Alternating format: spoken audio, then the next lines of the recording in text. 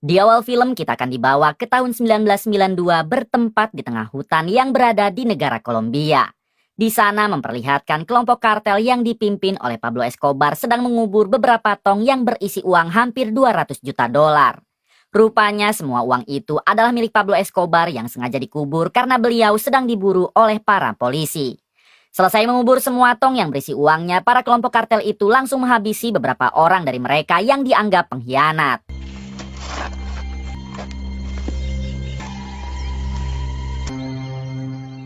And a dark legacy that still haunts 35 tahun kemudian, tepatnya di tahun 2025, berita Kolombia menyiarkan kalau Pablo Escobar meninggalkan harta karun berupa uang yang dikubur di dalam tong. Namun sampai saat ini tidak ada satupun orang yang berhasil menemukan harta karun tersebut. Satu-satunya orang yang mempunyai peta lokasi detail harta karun itu adalah mantan anak buah Pablo Escobar yang sekarang tinggal di Israel dan diketahui bernama Vito. Adegan berpindah ke Miami dan di sini kita akan diperkenalkan dengan seorang bos mafia bernama Avi. Tak lama Avi didatangi oleh satu anak buahnya yang memberitahu terkait harta karun peninggalan Pablo Escobar. Si anak buah juga menjelaskan kalau ada satu orang yang mempunyai peta detail di mana harta karun itu dikubur, yang tak lain adalah Vito.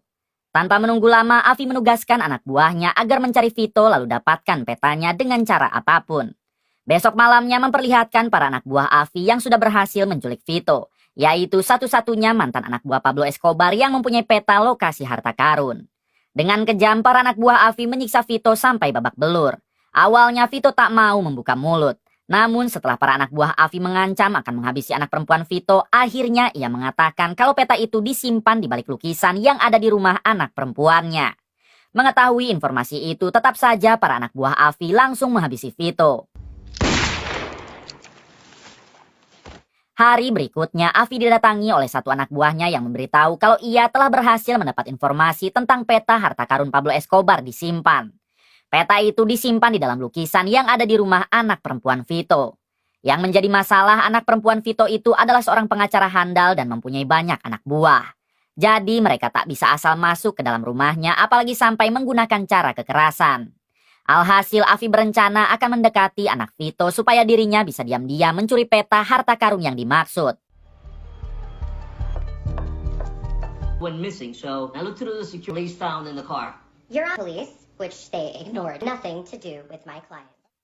Keesokan harinya Avi mendatangi anak perempuan Vito yang baru keluar dari persidangan dan diketahui bernama Ros. Sebisa mungkin Avi mengajak Ros berkenalan lalu ia pun berpura-pura membutuhkan bantuan jasa pengacara Ros. Akhirnya Ros termakan jebakan Avi lalu mereka pun janjian untuk bertemu di kapal pesiar nanti sore.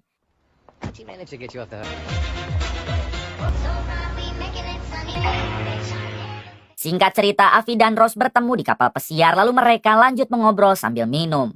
Avi terus saja menggombali Ros yang membuatnya menjadi terpincut. Hingga ketika hari sudah malam nampaknya Ros mabuk parah jadi ia meminta Avi untuk mengantarkan ke rumahnya. Tentu hal inilah yang Avi nantikan. Jadi tanpa menunggu lama, Avi segera mengantarkan Ros pulang. Setibanya di rumah, Avi terus saja menggoda Ros yang membuatnya menjadi sagne. Akan tetapi karena Ros sedang merah, mereka pun tak bisa melakukan enak-enak. Selanjutnya Ros pergi ke kamar mandi untuk membersihkan diri. Sementara Avi menunggu di sofa. Disinilah Avi mulai beraksi untuk mengambil peta harta karun Pablo Escobar yang disimpan di dalam lukisan. Dengan sangat berhati-hati, Avi menurunkan lukisan itu. Lalu ia pun mengambil peta yang ada di dalamnya. Ketika Avi akan menyimpan lukisan itu ke tempat semula, tiba-tiba datanglah satu anak buah Avi yang menodong senjata sambil menyandra Ros. Avi bertanya apa maksud ini semua. Si anak buah menjawab kalau ia ingin harta karun itu tanpa membagi siapapun. Dengan santai Avi berusaha mengalihkan perhatian lalu inilah yang terjadi.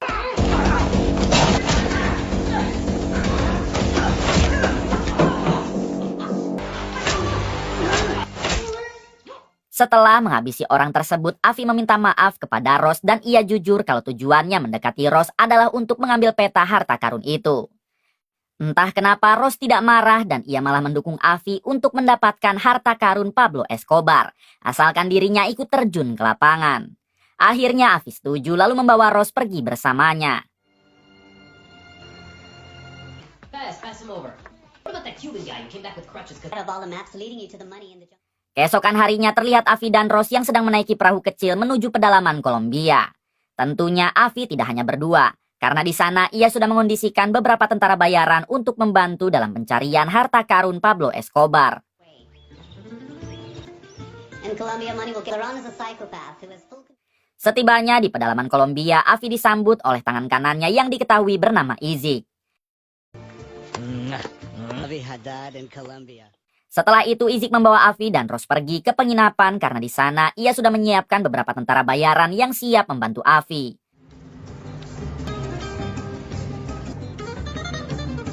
We'll be at the motel soon. You were in the army together? Got me screwing my commander, so Yeah. What the hell did you do in Colombia? Isaac is my brother. All the rest is camouflage. In Latin America is fucking psycho. come on, let's go. Setibanya di penginapan, Izik memperkenalkan Avi kepada dua tentara bayaran yang akan membantu mereka. Where the hell did she come from? Don't let her throw you off. In the car. Now listen to me. $200 million in cash. Tomorrow we'll go and meet Tuesday. The money will be ours. There's a small base. I have someone waiting. It's loaded. Cada uno tiene que asumir. Izik menjelaskan kalau kedua tentara bayaran ini adalah kakak beradik dan kemampuannya sudah pasti tak bisa diragukan. Kemudian Izik mengatakan kalau dirinya sudah menyiapkan lagi 3 tentara bayaran untuk membantu, namun mereka baru akan tiba di sini nanti malam. Mendengar hal tersebut, Avi bertanya apakah mereka berlima tidak cukup untuk mencari harta karun. Izik menjawab tidak, karena di dalam hutan pasti ada juga mafia yang sama memburu harta karun, jadi mereka tidak boleh kalah pasukan. We have a lot of work to do.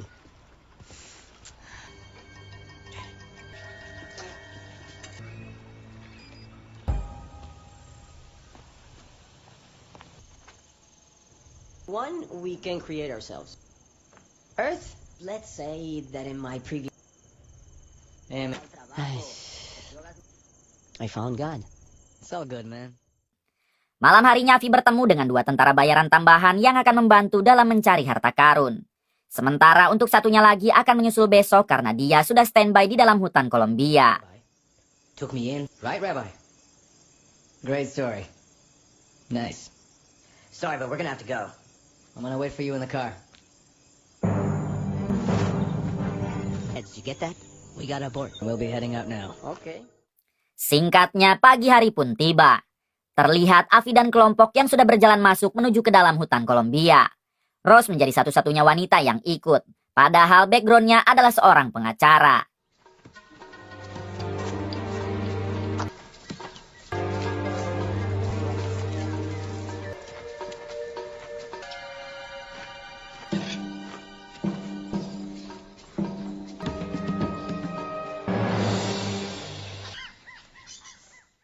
Setelah cukup jauh berjalan menyusuri hutan, Avi dan kelompok memutuskan istirahat sejenak sambil melihat peta.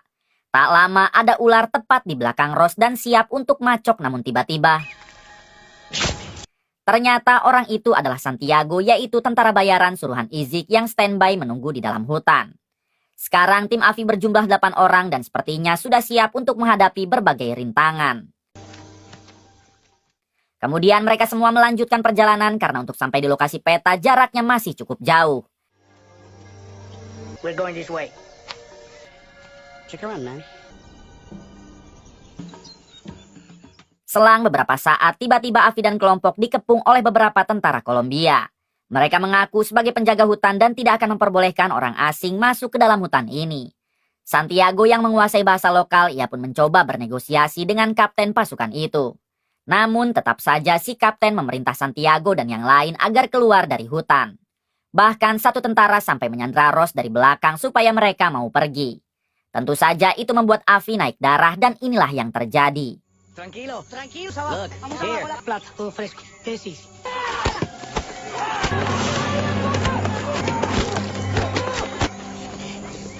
Hey, motherfucker, come on. Come on, get that. Hey, hey. He hurt you or not? Are you okay? Hey, talk. Let him talk then. He says his next is... Well,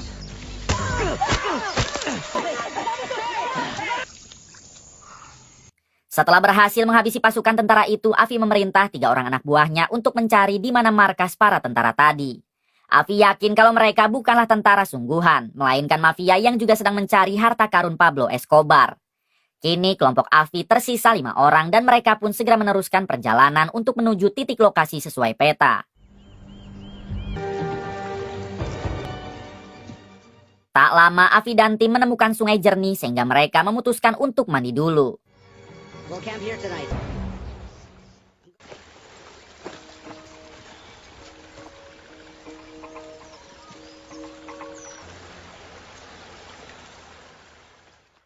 Di balik itu ketiga anak buah Afi berhasil menemukan markas pasukan tentara Kolombia yang tadi mengusirnya.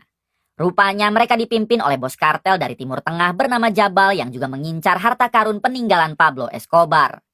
Sudah hampir 1 tahun Jabal dan pasukan tinggal di markas itu, namun mereka belum juga menemukan harta karun yang dimaksud. You feeling alright? Di sini si kakak beradik anak buah Afi melihat dari teropong kalau Jabal membawa putranya yang masih bocil. Alhasil si kakak beradik berencana untuk menculik putra Jabal dulu, agar nantinya Jabal mudah ditaklukkan. Sementara untuk satu rekannya lagi yang diketahui bernama Nasser ditugaskan untuk masuk ke dalam markas Jabal lalu menyamar jadi pelayan. Kembali pada Afi dan kelompoknya yang memutuskan untuk istirahat dulu sebab hari sudah mulai sore.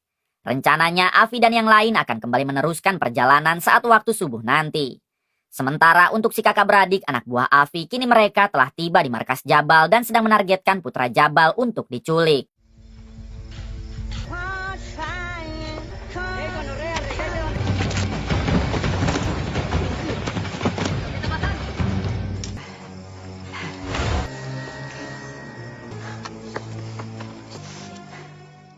Beberapa jam kemudian si kakak beradik berhasil menculik putra Jabal lalu mereka foto untuk dikirimkan kepada Nasser yaitu rekannya yang menyamar jadi pelayan Jabal.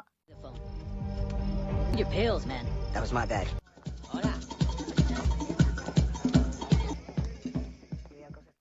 Di balik itu terlihat Nasser kini sudah berhasil menyamar lalu mendekati Jabal yang sedang mengobrol. Awalnya Nasser berpura-pura untuk mengantarkan anggur terbaik untuk Jabal.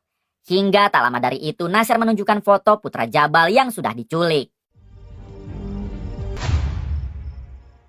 Nasser memberi kode isyarat supaya Jabal diam dan ikut dengannya. Mau tidak mau akhirnya Jabal mengikuti Nasser yang pergi keluar. Setibanya di luar Jabal dimasukkan ke dalam truk karena si kakak beradik sudah standby di sana.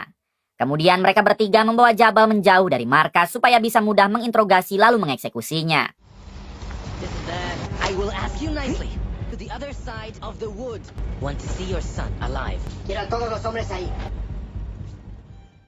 Di tengah perjalanan Jabal bertanya kenapa Nasser menculik putranya dan apakah tujuannya datang ke hutan ini untuk mencari harta karun Pablo Escobar.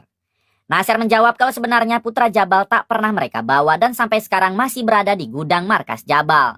Mereka sengaja hanya menyekap putra Jabal saja untuk difoto lalu ditunjukkan kepada Jabal. Sedangkan kedatangan mereka ke hutan ini memang benar untuk mencari harta karun Pablo Escobar. Mendengar hal tersebut, Jabal menjawab kalau Nasser dan yang lain tak akan pernah mendapatkan harta karun itu.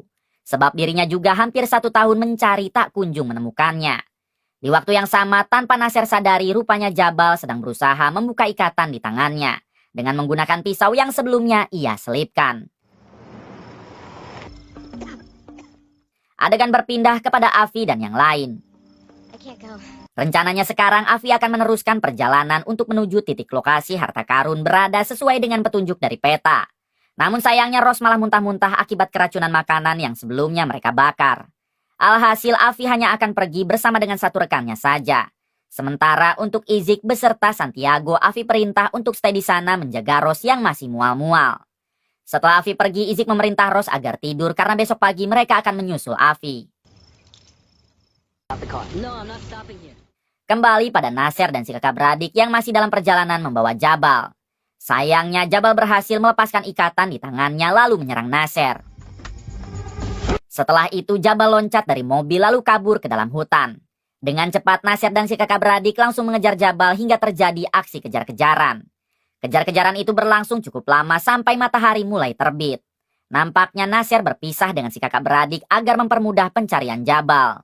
Di suatu waktu Nasser menemukan kaki seseorang yang ditutupi oleh dedaunan kering. Nasser yakin jika itu pasti Jabal dan ketika ia mendekat tiba-tiba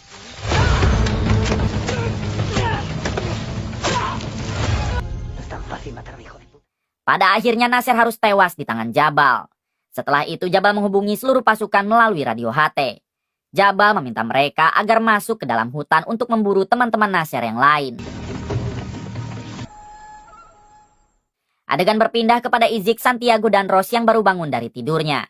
Entah kenapa tiba-tiba Santiago mencekik Izik dari belakang sampai membuatnya tewas.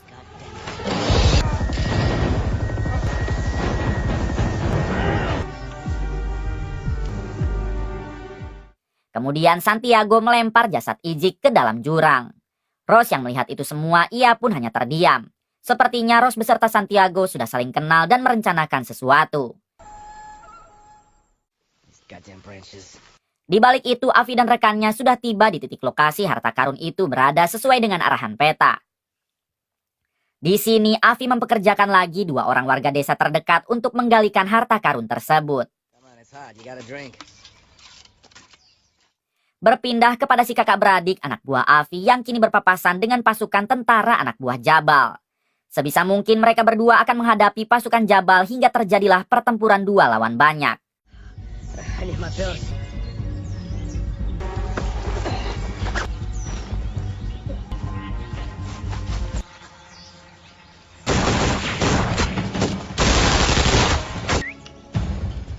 Di tengah pertempuran, si kakak yang memakai baju hitam nekat menyerang pasukan Jabal dari jarak dekat.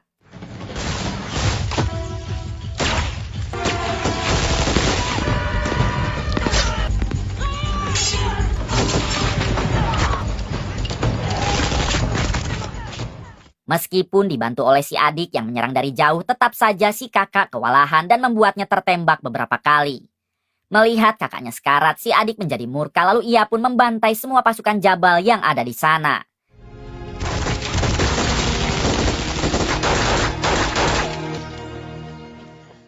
Setelah membantai mereka semua, si adik langsung membawa kakaknya ke bawah pohon. Di sini si adik meminta kakaknya agar bertahan sebab ia akan mengobatinya. Hingga ketika si adik akan pergi mengambil obat, tiba-tiba ternyata itu tembakan dari satu pasukan Jabal yang berhasil selamat dan pada akhirnya kedua kakak beradik itu harus gugur. Kini 4 orang anak buah Afi sudah gugur dan yang tersisa hanya tinggal 4 orang. Mereka tak lain adalah Afi dan rekannya yang sedang menggali harta karun. Sedangkan untuk 2 lagi yaitu Ross beserta Santiago yang kini sedang berjalan menyusuri hutan untuk menyusul Afi. Selang beberapa saat terlihat Afi yang dibantu oleh 2 warga lokal dan 1 rekannya berhasil menggali tanah harta karun.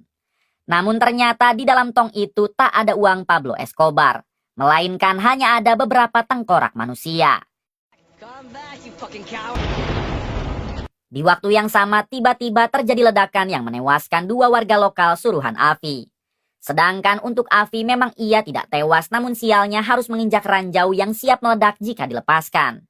Barulah di sini Afi sadar kalau sedari awal mereka sudah dijebak oleh Ross.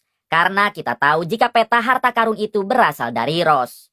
Kemudian Afi memerintah 1 rekannya yang tersisa agar pergi sebelum ranjau yang ia injak meledak. Awalnya si rekan tak mau meninggalkan Afi, namun setelah Afi mengancam akan menembaknya, akhirnya si rekan pergi meninggalkan Afi sendirian. Di sisi lain dari kejauhan, Ross dan Santiago yang melihat ledakan tadi, mereka pun hanya tersenyum. Karena ternyata itu memang ulah dari mereka berdua. Yo no soy esa niña. Usted siempre va a ser esa niña para mí. Está muerta.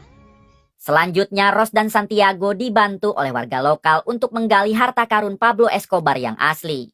Di sini Ross dan Santiago berjanji akan memberikan semua uang itu kepada warga lokal karena kehidupan mereka sangatlah sengsara. Diberitahu juga kalau sebenarnya Ross dan Santiago ini adalah sepasang kekasih yang telah merencanakan itu semua.